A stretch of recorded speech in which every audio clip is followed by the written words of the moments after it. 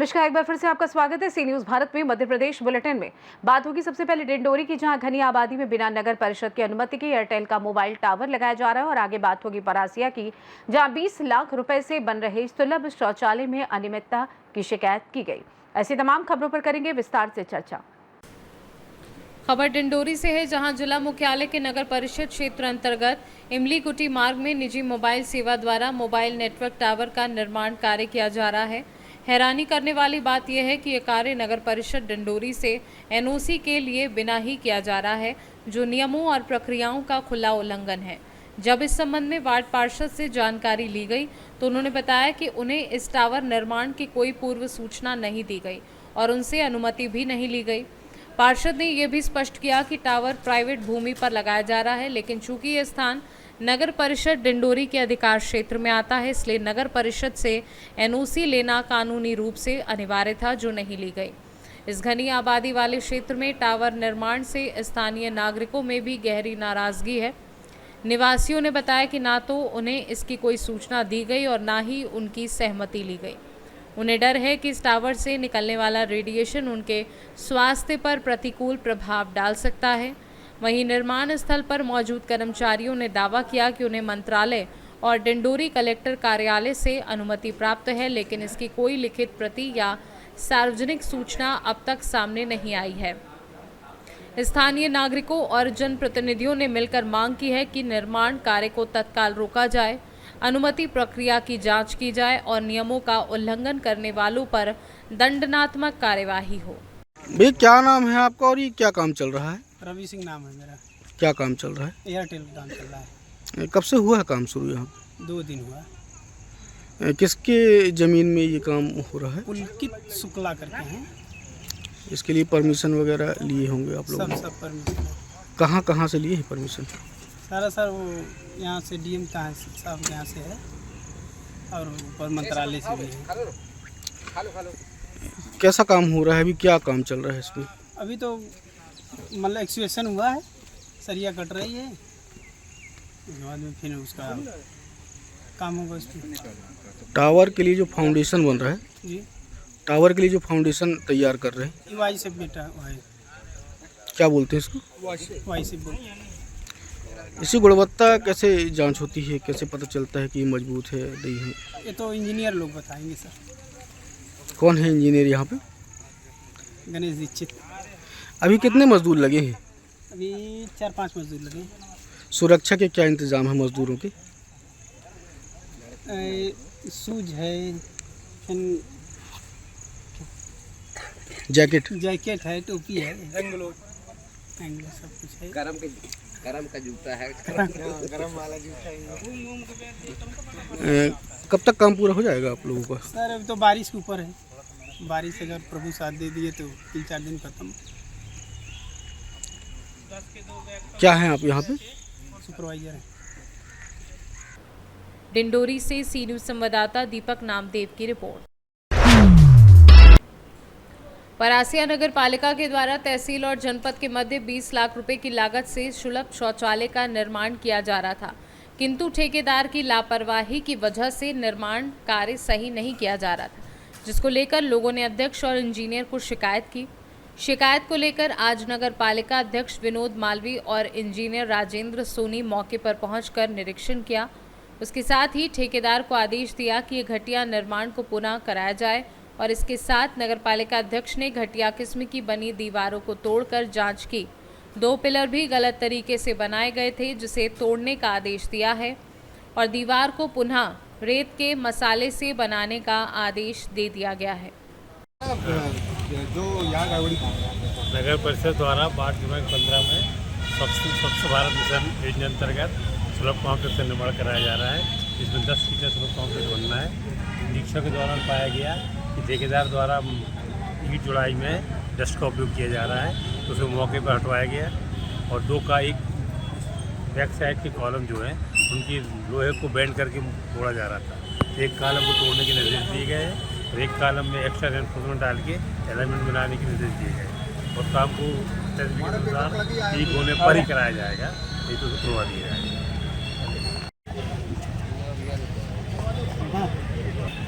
नगर पालिका के माध्यम से एक सुलभ शौचालय का निर्माण कराया जा रहा था। आपके मीडिया के माध्यम से, असल में मैं कल भोपाल था, ये जानकारी मिली कि यहाँ तकनीकी रूप से काम नहीं हो रहा है। मैं हमारे उपयंत्री सोनी जी को बोला कि मेरे को निरीक्षण कराइए। मैं देखने आया तो सही में यहाँ तकनीकी खामियां मिली। उपयंत्री को निर्देशित किया गया कि व्यवस्थित जो जिस प्रकार का DPR बना हुआ है SOR के माध्यम से ही काम कराइए, क्योंकि काफ़ी लंबा समय से ये इस क्षेत्र में बड़ी सुलभ शौचालय की मांग थी और लोग दूर दराज से तहसील में भी आते थे, कोर्ट भी आते थे, तो बड़ी समस्या होती थी उनको। तो इस सुलभ शौचालय को गुणवत्तापूर्ण रूप से बने, इस कारण इस सुलभ कॉम्प्लेक्स का उपयंत्री के साथ आकर निरीक्षण किया और जो जुड़ाई जैसे ख़राब थी उसको तुड़वाकर व्यवस्थित जो जुड़ाई रेत से होना चाहिए वैसी हो, रॉड किसी में कम है या रोड जो मापदंडों के अनुसार नहीं है वो मापदंडों के अनुसार उसको तोड़ के फिर से बनाया जाए, ये निर्देश दिए। परासिया से सी न्यूज़ संवाददाता ललित तिवारी की रिपोर्ट।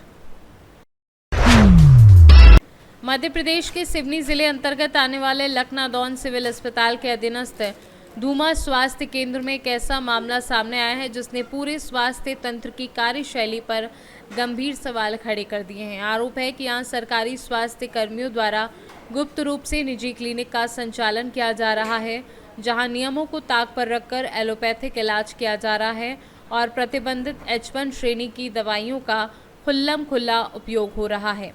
इस कथित फर्जी क्लिनिक का संचालन कोई आम आदमी नहीं बल्कि खुद सरकारी सेवा में कार्यरत कर्मचारी द्वारा किया जा रहा है। सूत्रों के अनुसार क्लिनिक की जिम्मेदारी नीलम पटेल नामक एक महिला के पास है, जो स्वयं को डॉक्टर बताकर मरीजों का इलाज कर रही हैं, जबकि ना तो उनके पास मेडिकल काउंसिल की मान्यता प्राप्त MBBS डिग्री है और ना ही किसी प्रकार की पंजीकृत चिकित्सीय योग्यता।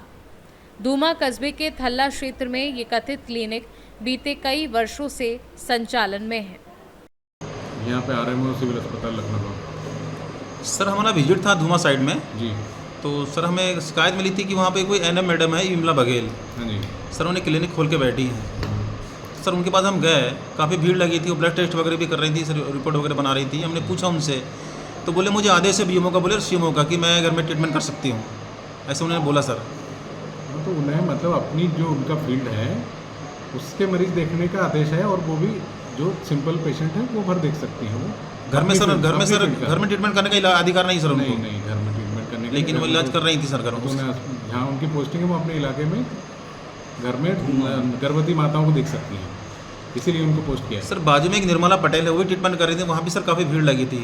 तो सर ऐसा कोई आदेश है सर उन लोगों को आपके हॉस्पिटल BMO साहब के माध्यम से? नहीं, ऐसा CMO या BMO से ऐसा कोई आदेश नहीं है कि जो नीचे के कर्मचारी जो प्रैक्टिस करने लग जाएं, ये सब गलत है। सिवनी से सी न्यूज़ संवाददाता ईश्वर दीक्षित की रिपोर्ट।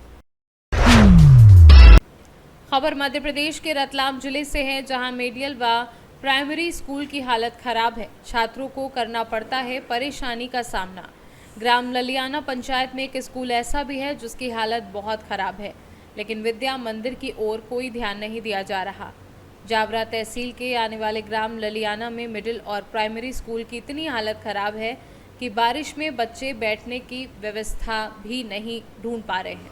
यहाँ तक कि छत पूरी तरह क्षतिग्रस्त हो चुकी है। छात्र ज़मीन पर बैठने को मजबूर हैं। शिक्षक ने मीडिया को बताया कि कई बार आवेदन देने के बाद भी अभी तक कोई कार्यवाही नहीं हुई है। क्या नाम सर आपका? क्या स्कूल की परेशानी है? स्कूल हमारा प्राइमरी मिडिल स्कूल पूरा ध्वस्त हो गया है, जो बैठने लायक नहीं है। पूरा क्षतिग्रस्त घोषित कर दिया है शासन ने, परंतु हमने शिकायत करी, अभी तक उसका कोई निराकरण नहीं हुआ। इनकी शिक्षा बेसिक अधिकारी को कब की थी आपने और क्या वहाँ से आश्वासन मिला? हमने ज़िले में भी इसकी जानकारी पहुँचा दी है, वहाँ से भी आया था कि इसको डिसमेंटल किया जाए, लेकिन अभी तक इसकी कोई कार्रवाई नहीं हुई है। PWD वाले भी आए थे, उन्होंने भी देखा, लेकिन उन्होंने भी कुछ कार्रवाई नहीं करी इसके ऊपर। मीडिया के माध्यम से आप क्या कहना चाहते हैं सरकार से? मीडिया के माध्यम से ये कहना चाहते हैं हमारा बिल्डिंग जल्दी से जल्दी बने, जो बच्चे हमारे पढ़ने की परेशानी हो रही है और बारिश में बिठाने लायक नहीं है, इसलिए डिसमेंटल किया जाए उसको। तभी जनहानि हो सकती है। बच्चों क्या नाम सर आपका? गोपाल राठौर नाम है। क्या परेशानी सर स्कूल की आपको?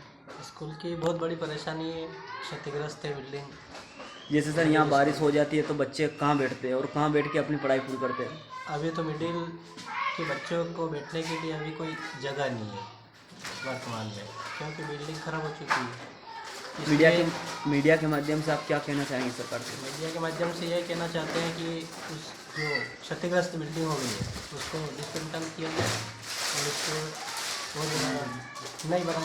ग्वालियर से सी न्यूज़ संवाददाता माखन सिंह की report. Madhya Pradesh tent dealer welfare society की वार्षिक सभा का आयोजन गुरुवार को शहर के कामधेनु गार्डन विवेकानंद चौराहा पर किया गया।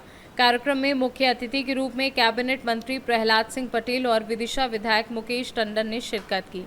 ये वार्षिक सभा सुबह 11 बजे शुरू हुई, जो देर शाम 4 बजे तक चली। आयोजन के दौरान टेंट व्यवसाय से जुड़े मुद्दों पर चर्चा की गई और व्यापारियों की समस्याओं को उच्च स्तर तक पहुंचाने के लिए रणनीतियां तय की गई। सभा में विभिन्न जिलों से आए टेंट डीलर्स ने भाग लिया और अपनी समस्याएं व सुझाव साझा किए। मंत्री प्रहलाद सिंह पटेल ने व्यापारियों को भरोसा दिलाया कि उनकी समस्याओं का समाधान प्राथमिकता के आधार पर किया जाएगा। सभी पदाधिकारीगण, मुझे पिछले 3-4 सालों से मेरे नाम हो रहा कि लगातार मुझसे संपर्क करते थे, पर वो खंडवा के ही 2 कार्यक्रम थे जो उसमें नहीं आ पाया। आज का भी कुछ ऐसी मेरे दिमाग में थी कि 2 तारीख के मैंने 3 का हाथ बोल दिया और आज आषाढ़ की अष्टमी है और मेरे गाँव पर कुलदेवता की पूजा होती है, तो मैं रात को गया और सुबह वहाँ से पूजन करके निकला। और क्योंकि मेरे 4:30 बजे दिल्ली के लिए निकलना और यहाँ से जाने में ही 1 घंटे 10 मिनट से ज़्यादा तो लगभग लगेगा। मैं दोनों हाथ जोड़कर आपसे क्षमा भी मांगता हूँ और आपको शुभकामना देता हूँ कि आपका संगठन और भी सामर्थ्य के साथ आगे बढ़े। और मैं जानता हूँ कि आप सिर्फ व्यापार नहीं करते, समय समय पर धार्मिक आयोजनों और अन्य कामों में आप परोपकार का भी काम करते हैं। भगवान आपको और सब सामर्थ्य दे, आर्थिक सामर्थ्य दे और जिस शक्ति को आपको भीतर दे उसको भी और फलीभूत करे, ताकि किसी जरूरतमंद का भी जो वो बना रहे तो उसमें आप भागीदार बने। यही प्रार्थना भगवान से करते हुए मैं अपनी बात समाप्त करता हूँ। आप सब कार्य से बहुत बहुत धन्यवाद, बहुत बहुत आभार। विदिशा से सी न्यूज़ संवाददाता सुनील अग्रवाल की रिपोर्ट। फिलहाल के लिए इस खास बुलेटिन में बस इतना ही। देश दुनिया की तमाम बड़ी खबरों को जानने के लिए जुड़े रहिए सी न्यूज़ भारत के साथ। हर खबर आपके साथ, आपके हाथ।